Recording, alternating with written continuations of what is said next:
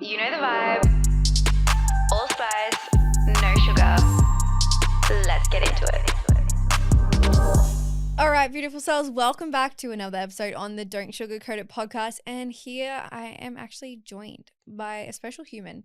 And this is someone who I met recently. And the moment that I met her, I was like, this woman, this chick is a vibe. Like, she has created such a high level success in her industry. And if you're in the beauty industry, you're probably going to know who this person is. She's fucking an icon. She has generated to a massive industry like she's an industry label. I'm gonna call it like she's an industry label. Like, if you're in the beauty industry, you know this name, and this name is BossBrows. Have you heard it before? If not, don't know why you haven't. If you're in the beauty industry, go look her up right now. She is literally leading a movement inside the industry, and you need to get on her. So this is Gena Salerno. She is the founder of BossBrows AU, and she founded this in 2019. Within 4 years, she scaled to 7 figures and has now got 2 salons, 2 clinics across Australia. She's got one in Melbourne and has just moved up to the glorious Gold Coast and founded a new clinic here in the Gold Coast, which I am absolutely stoked for my own personal benefits.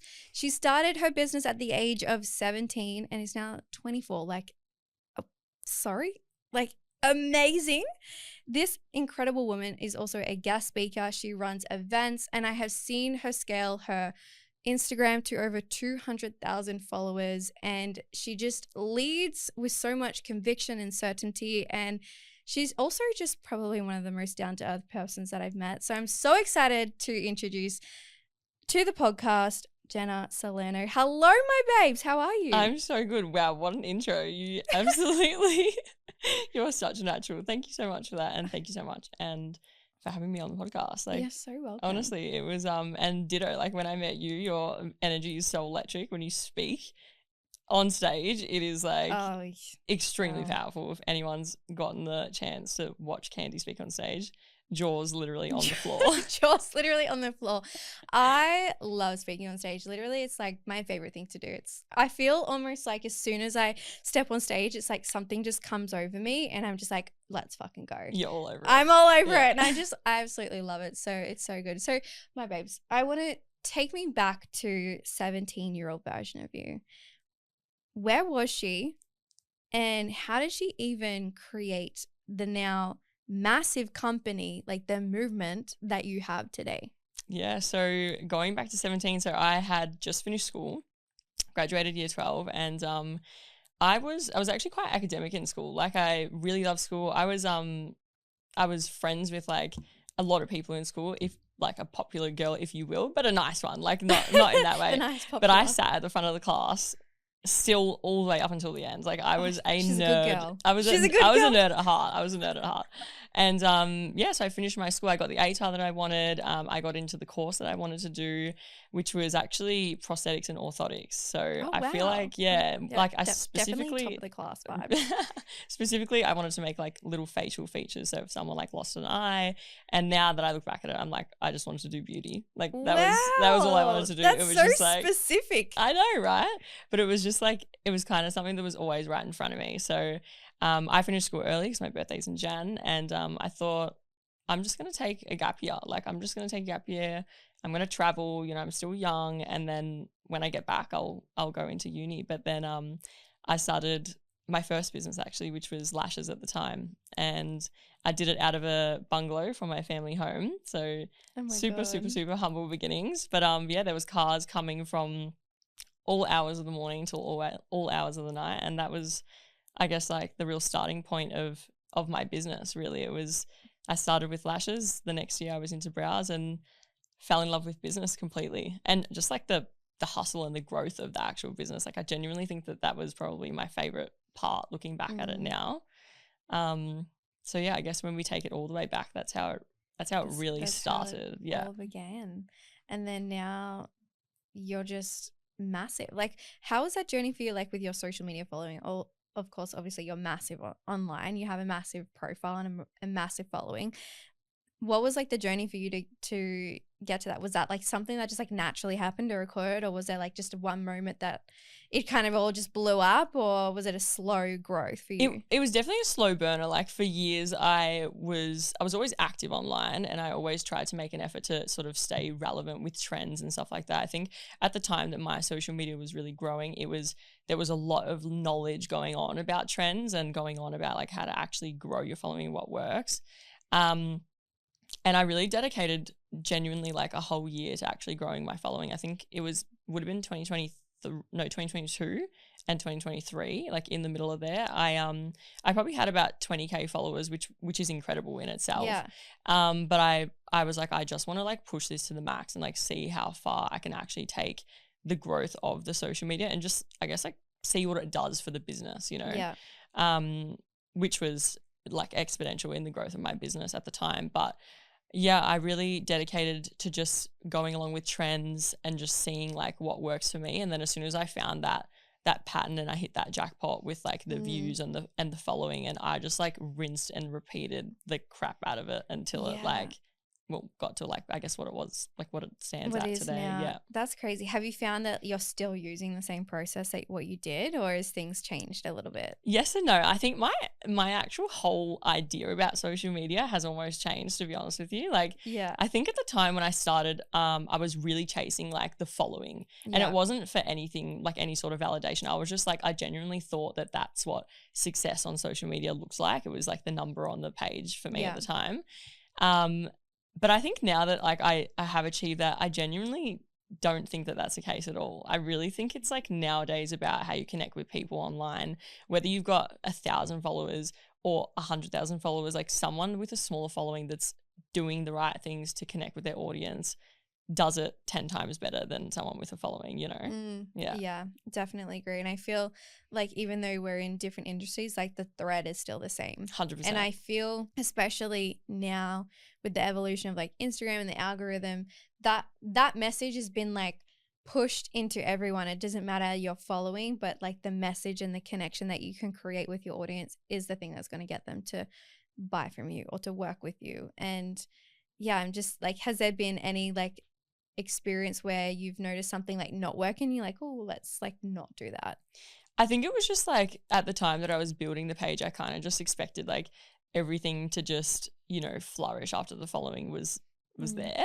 And then like you kind of get to a point and you're like, oh, like everything is like exactly the same for me right now. You know what I mean? And I guess I kind of hit that wall with it, and I wanted to get into more, you know, public speaking and talking about like my own journey. But it was like people didn't put that face to the name at the time. Like now you go on my page and everyone knows BossBrows because that's me. Like essentially that is like, it's a personal page. It's my own personal journey.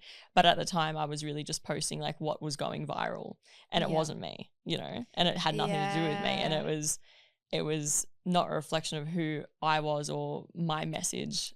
And I just got lost in it. That was a big mistake I think that I made at the time. I got lost in creating the content that was So I want to like go into that moment for you when you've like recognized that you were being lost in just, was it chasing the following or chasing like the recognition? So obviously from what I'm understanding is you were BossBrows, but you were just showing up as like, okay, BossBrows is this kind of like own identity, but that's not me. Well, it was just clients. Like I was only posting really clients, and it was just process videos of the same video. So like people were following the account because it was, you know, the videos are eye catching and they're engaging, but not for the reasons that I wanted it to be. I think the actual time I realized that was I organized a in-person course, right? Like a in-person, like a look and learn. So I think there would have been, thinking about it now, there probably would have been like maybe like 30 or 40 seats available.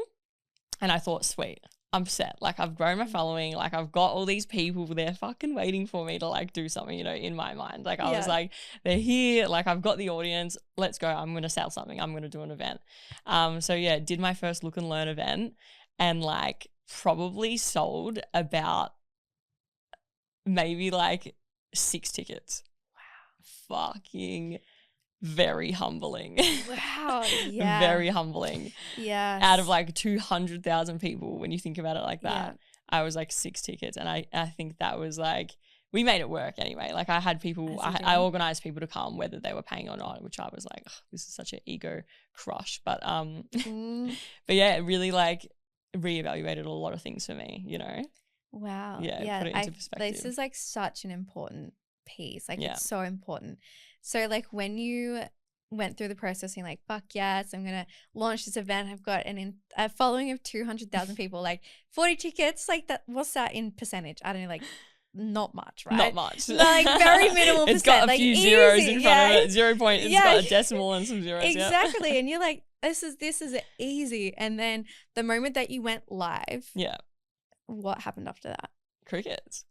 Like Yeah. it was just crickets. And it was funny because I had the right things in place at the time. Like I had wait lists and stuff like that. And so like I wasn't just launching to necessarily like a super cold audience, but it was like I wasn't convincing them enough with the person that they were gonna rock up and see on the day, which is me, Right. you know. Yeah. So what do Yeah. you think like was the reason why people weren't buying? Like looking back on it now. I just think people buy from people. Like Yeah. purchases are an emotional thing, you know what I mean? Like you buy something because you love it or you love the person or you resemble yourself, like you can, you know, see yourself in that person. I genuinely think that's why people buy things. It's not because it's, you know, they see one thing once and they chuck you a follow. Like it's an ongoing connection, something you have to nurture over a long period of time for someone to love you. I mean, you would see that, I'm sure, in your business, like you're in high ticket sales. Like Yeah. it's for a lot of people, you know, the things you offer, even with myself, like the training I was offering was an investment, you know. It's an investment to people, and people don't just buy from something that they're not connected to. Yeah. That's such a good point. And it's just interesting because it's like it's so cool for you to share this as well. And I know like the audience will get such high value from it. It's like, oh wow, like even someone who's got 200,000 followers is still having a bit of like a flop of a launch. Yeah. And it is like, it's so humbling and it's so interesting. It's like the permission that it gives when you hear someone who you perceive as like, oh, well, they must just like make sales. Like it's like just another day. And then to have that experience, it's like, oh, fuck. Like it really further drives that message of it is about like the connection that you have with your audience. So once you had the flop and like, you know, had crickets, what was that like? How did you navigate through what you were feeling? Because like what did that bring up in your like anything with yourself, in like your self-belief, or did you question yourself? What was that? Yeah, definitely. But I still kept doing them. Yeah. Like I was just like, I know I need to change something about this. Why am I not getting the results that I, you know, and I feel like, especially when I use social media, I'm a big self-reflector when I use social media as well. That's actually how I started creating the content that went viral, because I would analyze like what I would watch myself, and I'd be like, why do I watch something like this to the end and something else I'll just scroll past after 2 seconds? Like, what is it about it that I actually like? Yeah. So I guess I just started analyzing like who am I buying from and why am I buying from that person? Because sometimes, you know, it's like you'll click on someone's page and like they're offering something and you're like, I want it. I want it straight away, even if it's like the first time I've seen them, you know. I'm sure you have that a lot where it's like people will message you like, hey, I just found your page, like let's work together, right? Because you have that like instant connection. So I really just spent time like diving into why are people actually, what is going to make people actually want to purchase from me, and why do I purchase from other people? And I think it was a massive part at the time was just that the face behind the brand. It was the behind the scenes that people love to see. It's the intricate things that you do, you know, outside of the salon that people like to see. It's so I started sharing just a lot more just about me, and I turned it from just, you know, a business page really as to just, it's a lot more of a personal page now. Yeah. Pretty much really is. Yeah. Like, So it's like you've shifted from like that business brand into a personal brand, and majorly. people buy into you because they like you. Yeah. And they feel connected to you.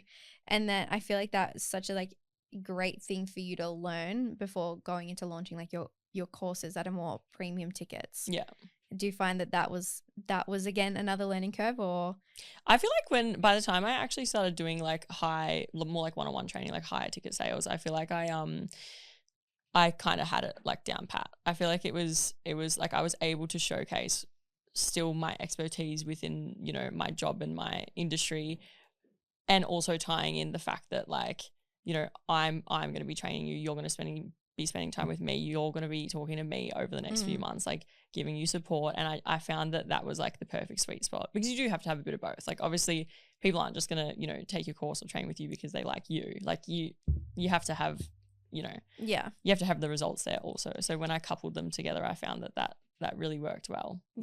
And that's what we've been doing. I guess. So good. And obviously like you've evolved.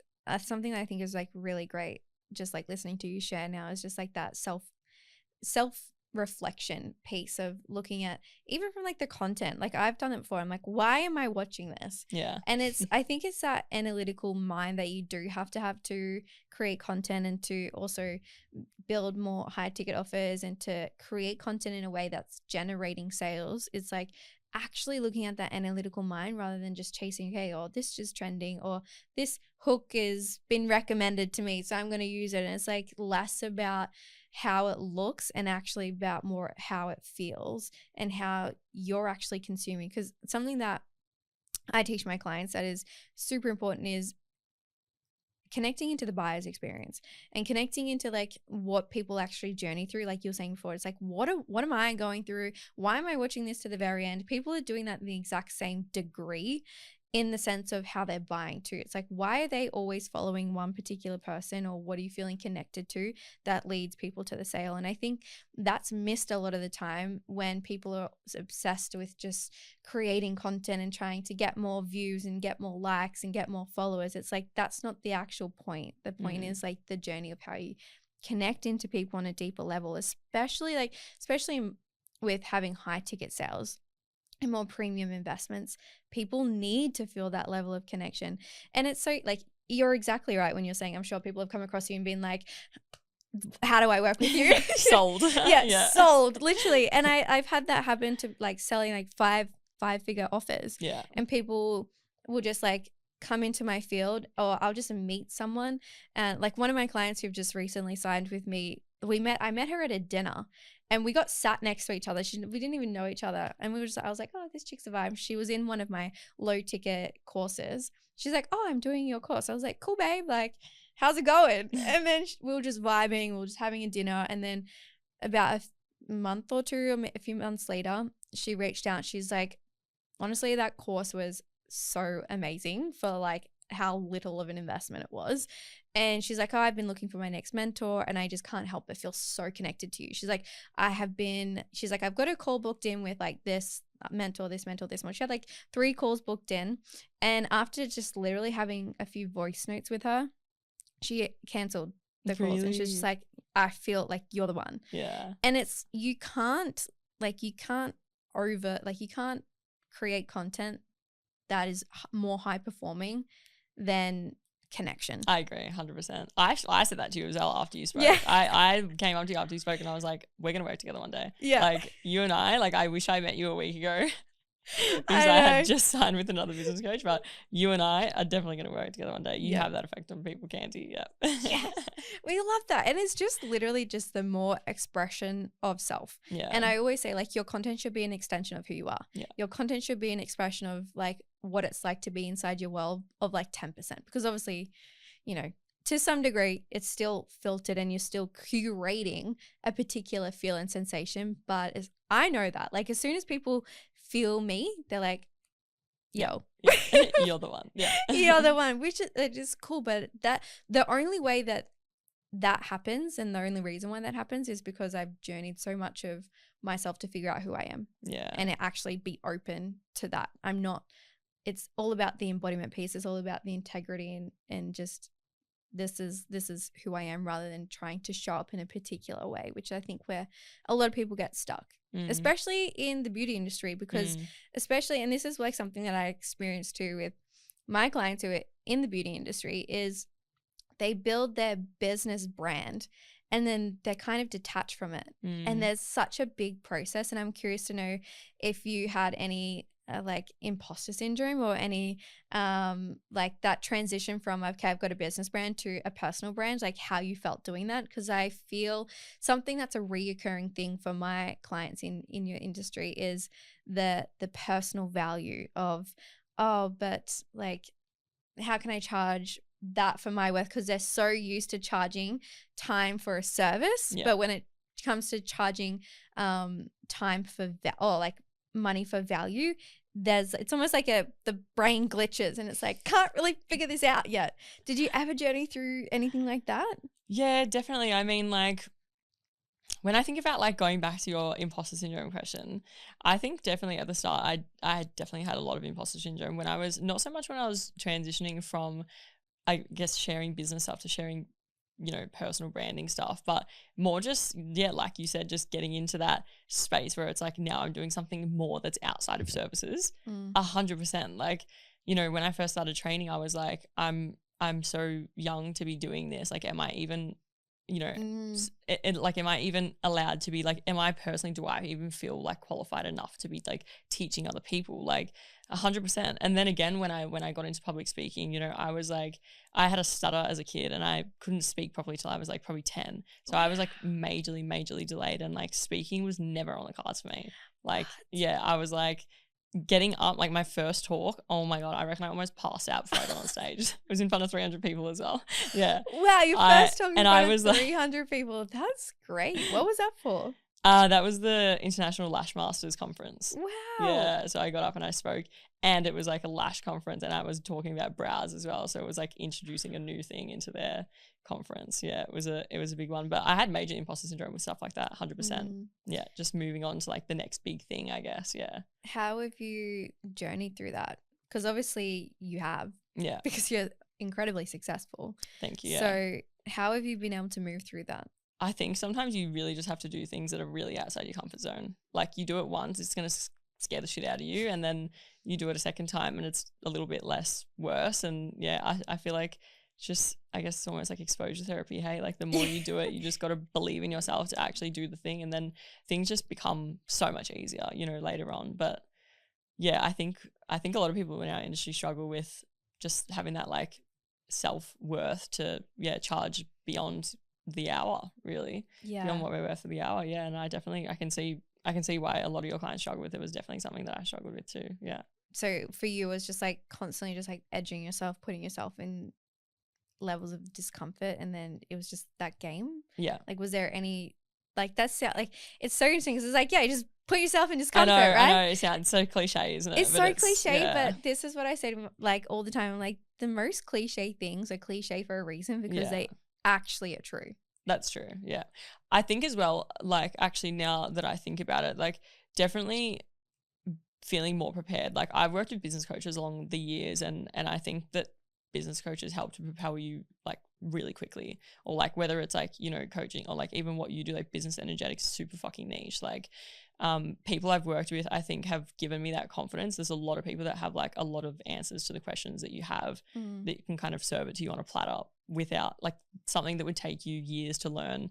You can learn off someone in, a fortnight, like in one coaching container. Do you know what I mean? Yeah. So like that's been also a really big help for me, I think, too, with just like navigating the best way to like take the next step in my business. Like, I've always worked alongside people and had that advice, which is major, because a lot of people in our industry do it on their own for a really long time.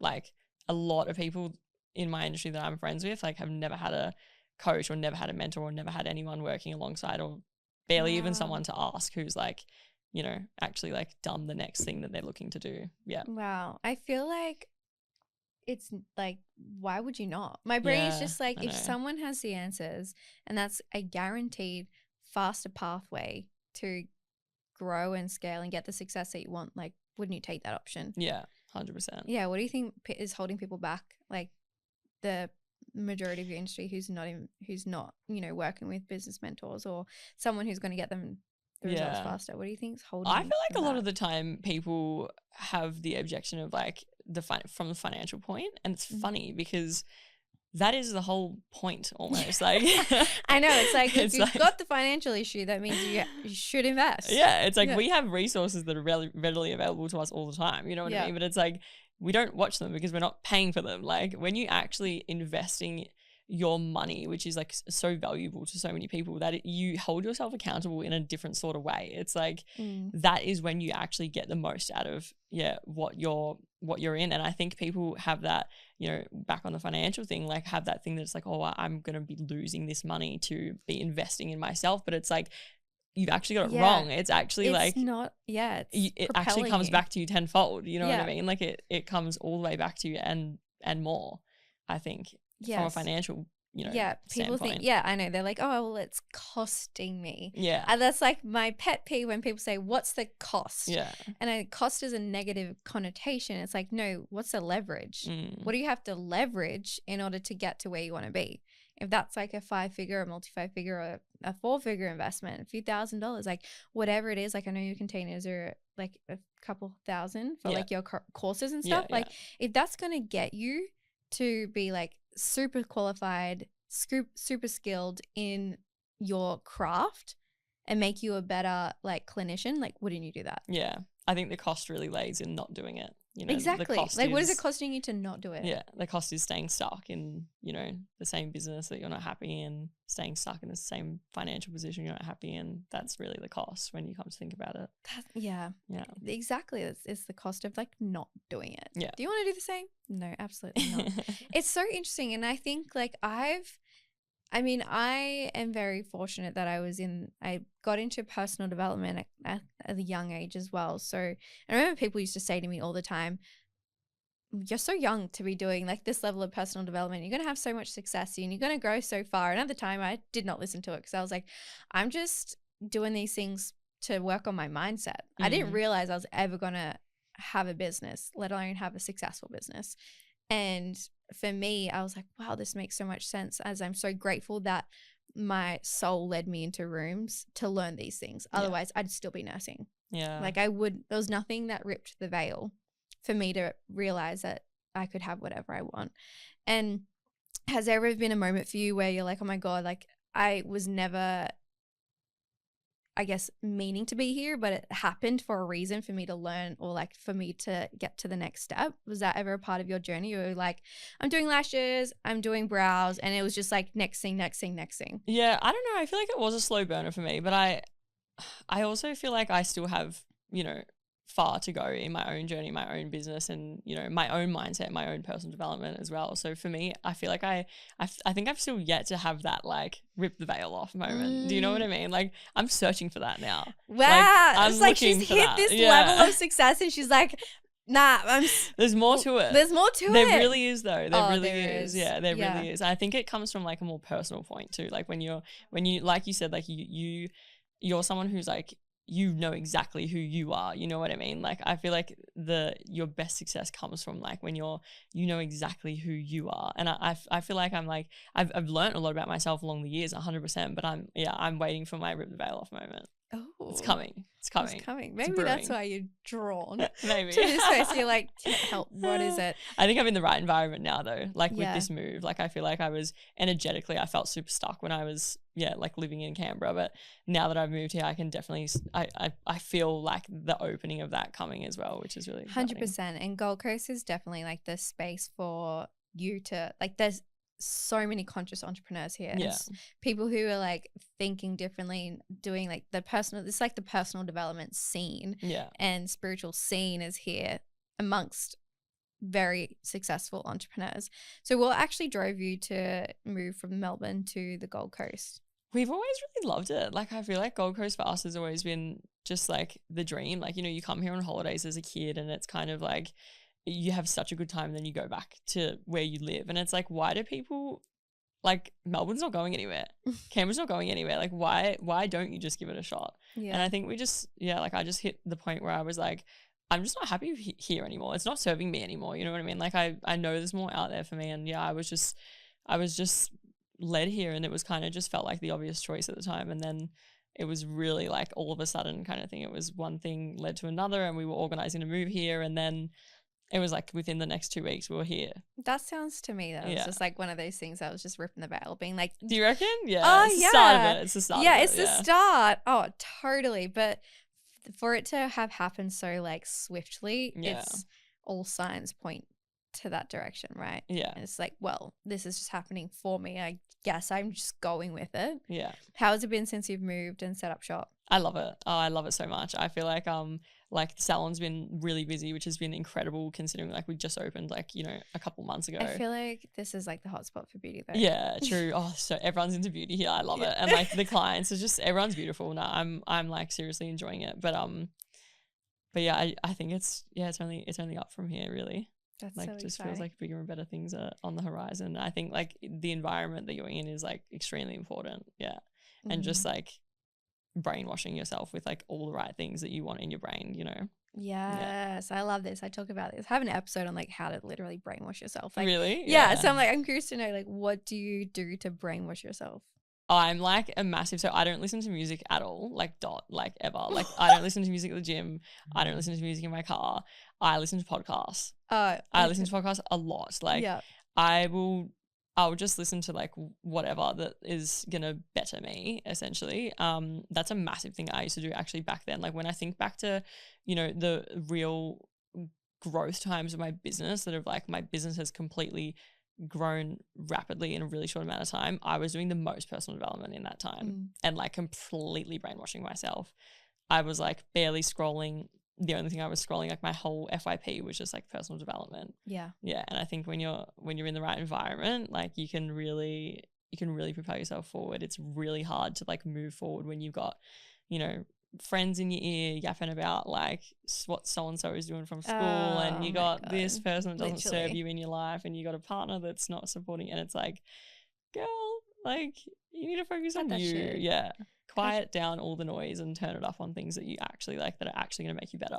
Which I think it could be very challenging in the beauty industry as well because, you know, you're sitting, like I've even done this and felt this before. It's like you're sitting literally and like how many times do people just literally spiel their whole life story to you? And it's just like, it's almost like a breeding ground for just gossip. That's so true. Yeah, I think it's about really like trying to re-navigate the conversation. That's been like a big struggle of mine too, like along the years, because I'm such a chameleon, you know, like I'm a chameleon and it's like my best and worst trait.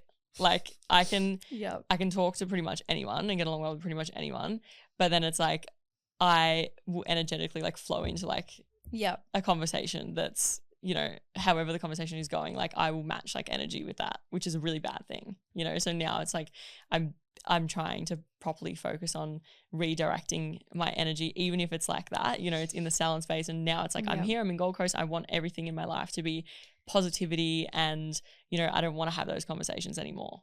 I'm done with those conversations. So like I'm re-navigating the conversations. Like when someone tells me, oh, you know, my partner just caught him cheating on me, blah, blah, blah. Me being like, fuck that guy. Yeah. Like, let's fucking egg his house. Like, you know what I mean? Like now I'm like, you know what? It's meant for you. Yeah. It is meant for you. Like that is meant to happen for you, you know? Absolutely. Yeah. And it's probably good because people need to hear that. Yeah, they do. Instead of like wallowing in their victim mindset. It's like, oh, great. Now you actually get to go and do what you want to do and actually create a better life for yourself. Yeah. People are probably like, wait, what? We're not going to egg his house? Yeah. But that's so, like, it's so important. And, you know, that's something that has helped me propel. Yeah. Like my journey as well as constantly just aligning my environment to where I want to go. And I find that like that, what I was sharing before about being inside personal development rooms and working on my mindset at a young age, like if it wasn't for that, I would still be nursing. I wouldn't have like the mindset I have now. I wouldn't have been able to scale my business so quickly because I'm, like you said, I'm constantly like listening to podcasts, like I love listening to music, but I do that in the way of like I will connect into like my higher self and like envision her and what is she doing and how is she showing up and what decisions is she making, and using that as like a propeller forward. Like I'm constantly of like, it's kind of like what you're saying with like your chameleon is like your biggest big worst trait. Mine is just like what's next. Yeah. Like I struggle just being like in the present. I have to actively like practice like presence and gratitude and like recognizing myself for where I am now, because up here, there's a whole show up here. And I'm just constantly like, oh, fuck yes. Like, this is the next piece. This is the next level. And it's great because it's got me to where I am. Yeah. But for me, that's my version of brainwashing, is just I'm always like the next piece, the next piece, the next piece. And also, how do I need to think and who do I need to become in order to create that? Yeah. Super powerful. That's so good.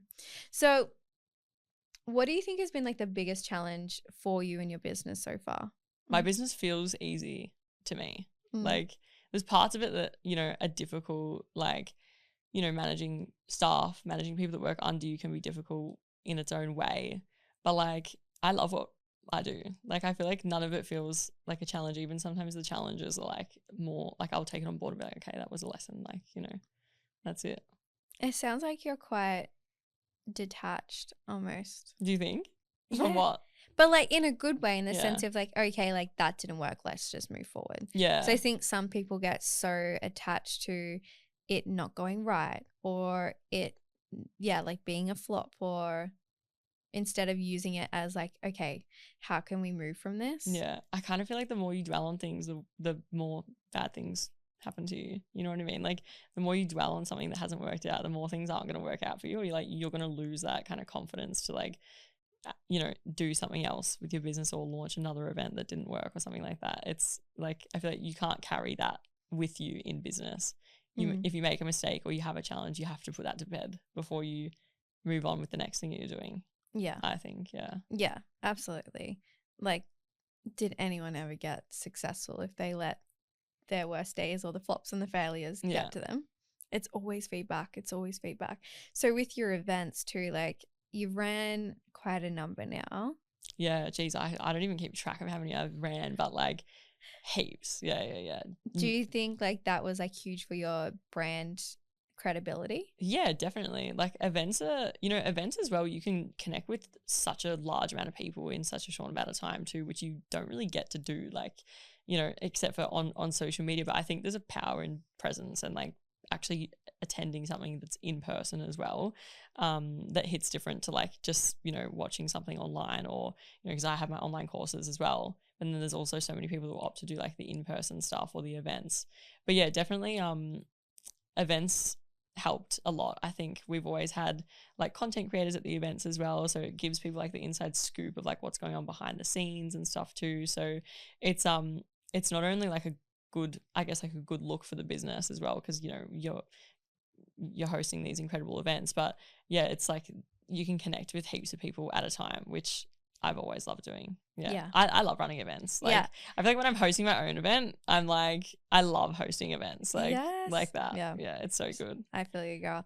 Do you love it as well? Oh, it's like the best thing ever. Yeah, I agree. Literally, it's my favorite thing to do in my business. And it's also been the biggest piece, I think, that's propelled my brand recognition and visibility, is because I was just like, event,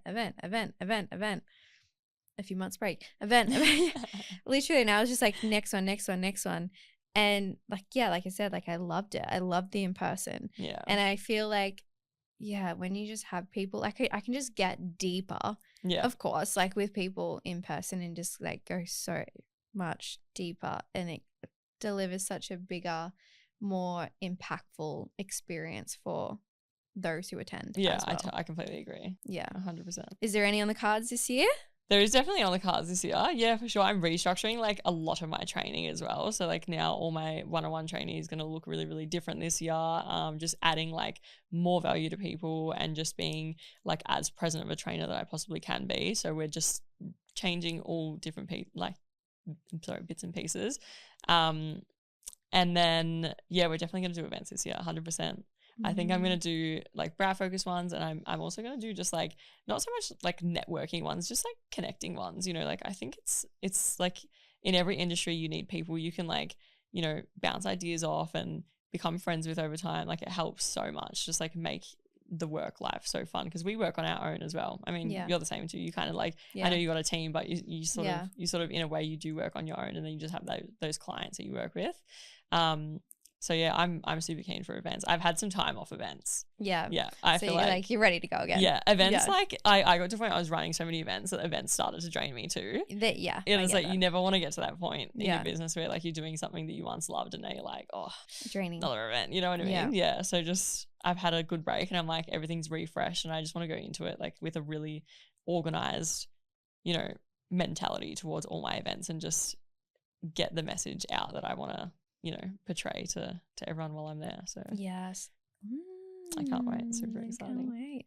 Is there any big audacious goal that's like on the vision board for 2026? We want to do a little bit more like property wise this year. Yeah. So definitely purchasing like more property and stuff like that. Definitely some audacious goals in that field.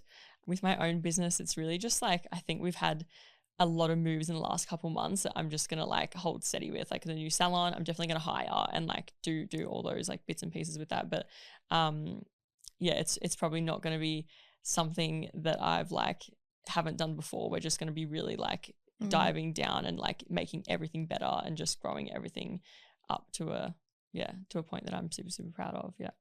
Cool. Yeah. I love it. Well, I'm excited to see the events. Thanks, and girl. it's great that you're here now. I'm like, hell yeah. I know, it's so good, I hey? can get my brows Gotta done. come get your brows done. I gotta come get my lashes done.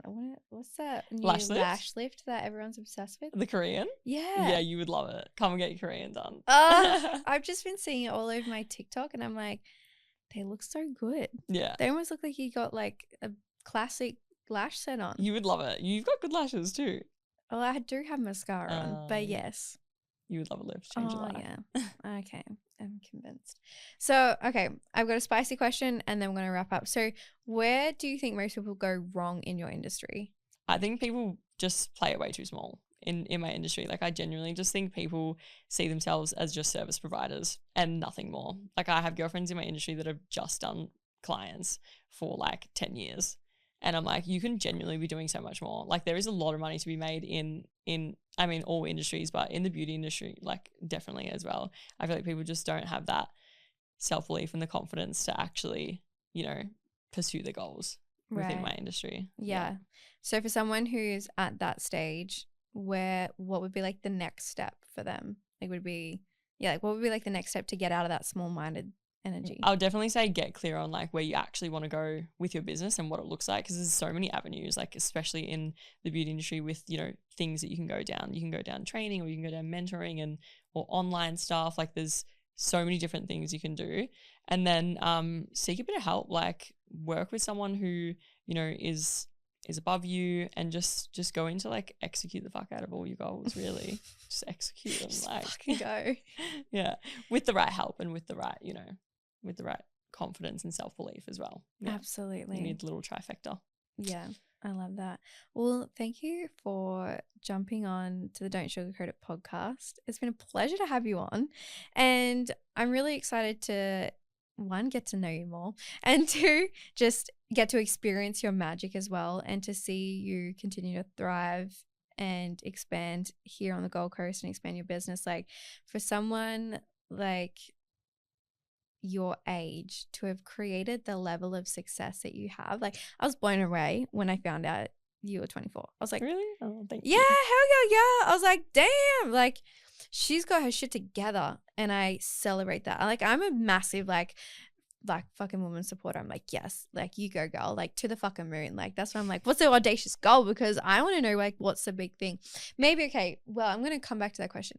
Maybe it may not be this year. Yeah. But where do you see your business going? Like what's a big vision? What's a big delusional vision? A big delusional goal? Yeah. Oh, okay. Like the edgy one that you're if like, I could do anything and it Yes. would like work out. yeah, if you Like- like the vision that you have in your mind that you're like, oh my God, if I say that out loud, am I silly? That's what I want to hear. Have you ever been to a Tony Robbins event? Well, I haven't, but Anything of the I know equivalent? Tony. Yeah. I would love to run events like that. Like I would love to like, I mean, I love the beauty industry, don't get me wrong, but I would love to run events that are purely just like personal development, business, and just like getting people in a room and changing their lives. Like that would be a big, massive, audacious goal. I don't think it's like going to be on the cards for like next year, but definitely one day, 100%. Yeah. Girl, you never know. I was when I launched my multi-day event, Create Her, that was like a year and a bit into my business. So you can Damn. actually just decide. Yeah, that's so true. I know. Look at me self-doubting. Yeah, look Look at me self-doubting. at me. But I'm yeah, so comfortable in that my would be industry. like, well, that would be a dream. Like, I feel like I'd walk away from that just being like this is what I always imagined, you know? Yes. Yeah. That's why we get along. We've got that vision. We've got the same vision, girl. Of course, it makes so much sense. All right, my beautiful vibes. babe. So for those who have not come across you before, where can they find you? They can find me on Instagram and TikTok at BossBrowsAU. Amazing. And is there anything else that you would love to share? What's a little sparkle of spice that you can drop to finish the episode? Make it a mic drop. You're like, the She's killing fucking me. She's pressure putting me on on the this spot bitch. here. I don't know. What's the oh, that's a hard one. What would you say to your 17-year-old self from where you are right now that you wish you knew back then? You can do it. Like, you're gonna be okay. Like, it's gonna work out. Like, you can do it. You just have to try. That sounds super cliche, but I'm like, Cliche shit. yeah, Is the truth though. it's true. Like, I just feel like being young and, you know, naive, you just have so much self-doubt. Like, it's gonna be okay and it's gonna work out. Yeah. Yeah. Did you have heaps of self-doubt when you started your business? Like, you're like, is this gonna work? Yeah, definitely. I was like the only one with a business back then. We were like 17. Like, no one was doing business back then. Yeah, 100%. Interesting. I had this feeling you would have been like, nah, it was like the opposite in the Yeah. pendulum. That's how I was when I started my business. Really? I was like, I had this like ridiculously absurd level of delusion. And I was just like, Icon. I'm the best. Yeah, I like, love why that. would you not come and work with me? Like, why? What do you mean you don't want to work with me? I was genuinely like, hello. Yeah. So I was like the opposite pendulum swing. And I feel like over time I've like humbled myself. I feel like the bigger you get, the more rooms you get into where people that are like, they're around Yes. you and they're like doing like 20 times more than you. And you're like, yeah. You're like, "Woo!" oh my God, Yeah. I am a nobody. But you come Yeah. from a small town. So Yeah. like, Yeah, true. Yeah. All right, my babe. Thank you so much for being on the podcast. And thank you, beautiful souls, for listening in on another episode of the Don't Sugarcoat It podcast. You know the vibe. All spice, no sugar. And I'll be seeing you inside the next ep. Bye. Bye.